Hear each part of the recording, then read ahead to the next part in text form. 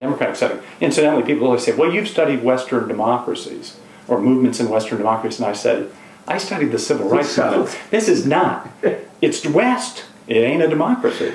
So I developed the perspective, in my view, in a non-democratic setting. And so one question, there's one place where I wrote, and I said, everybody seems to be saying, boy, these tools, this perspective was developed through intensive interrogation of Western democratic reform movements, and we don't know how well it works in non-democratic settings. And I say, from my point of view, I developed it in a non-democratic setting. I sure hope it holds for democracies. In any case, I think you want to, this is a very loose orienting framework, and the framework asks you to attend to three things. One, did the movement develop at a time when whatever the governing authority was more vulnerable to challenge? Yes, no. Is it true that the movement develops within these relative safe, free spaces that represent people's primary attachments? And then tell me something about the process by which people's consciousness was transformed, and what are the kind of arguments and new cultural understandings that are motivating the struggle. That framework, I think, holds pretty well. But my criticism would not be, does it hold or not? I think in general terms it does. But it's largely descriptive. These things almost have to be true by definition, it seems to me, or close to it. So the deeper question is, okay, so what are the mechanisms that are animating this? How did it develop in those rural settings? What was the nature of the sort of vulnerabilities, the developing vulnerabilities that made the challenge to the authorities more viable at that particular moment? And how did those come about? It seems to me that what we did with the political process perspective was just start a conversation about how movements develop. The best work I've ever done, I regard as a pathetic, groping approximation to a much more complicated underlying reality.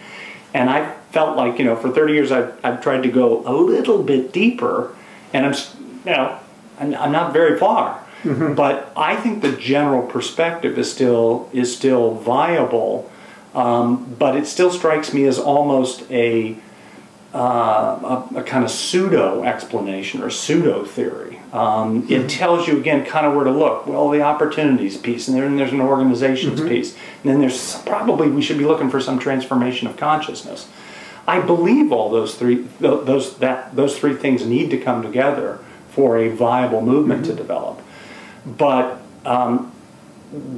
what the underlying mechanisms or processes are that transform some local site into a movement, what kinds of vulnerabilities develop and by through what processes, on and on and on. There's deeper levels of analysis that I think we all have to engage in. But I'm going to paraphrase what you just said, and I won't get it quite right, but it's the idea that the theory, so-called, is actually kind of a sketch of the space of potential mobilizations, which is a guide to future research.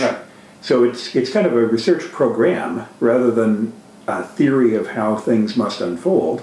And it's essentially recommending to the researcher, do pay attention to the political opportunities, do pay attention to those places where mobilization can occur, look to organizations, look to other things that we haven't mentioned, but transportation is clearly an important factor. It doesn't help to be mobilized in the highlands of Thailand if you can't get to Bangkok. Thank God for those taxi drivers. Exactly, taxi drivers and buses.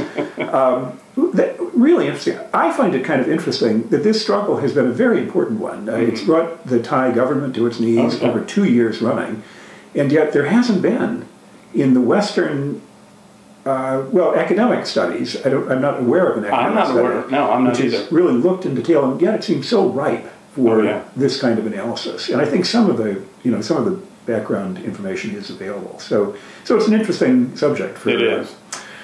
This has been, actually one thing I wanted to mention about that though, it's on the question of transformation of meaning. I've read recently that red shirts are now wearing a Thai word on their t-shirts, some are, which is originally a derogatory word for underclass people, and is now kind of a word of, kind of an emblem of pride. Black is beautiful. It's like that, and it suggests to me what you were talking about earlier, kind of the transformation of meaning and the creation of a meaningful connection with other people in a way which was not present before. Right, exactly. And again, back to the broader, the thing we talked about briefly, the kind of the ontological or existential functions of the social. Quite apart from the clearly instrumental political purposes of movements, they're also communities that, you know, at their peak are among the most meaningful of embeddings for those involved, right? Those activists that I've talked to, whether it was the Freedom Summer volunteers or civil rights activists, you know, the most meaningful moments in their life were lived in those struggles.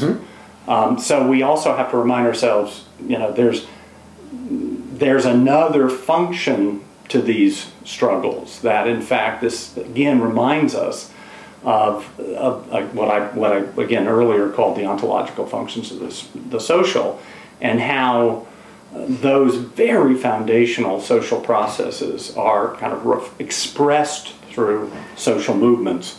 And that's, again, my deepest interest in the topic probably owes to those kinds of dynamics, those identity dynamics that we're talking about. That's really interesting. Well, I really want to thank you, Doug, for just a fascinating conversation, and I think a very revealing conversation, and in ways that are really helpful. Well, so thank you very much. I thank you so much that you made my week, my month, maybe my year, but it's been a slow year. Well, thanks so much. All right, and carry on your good work. Thank you. You too.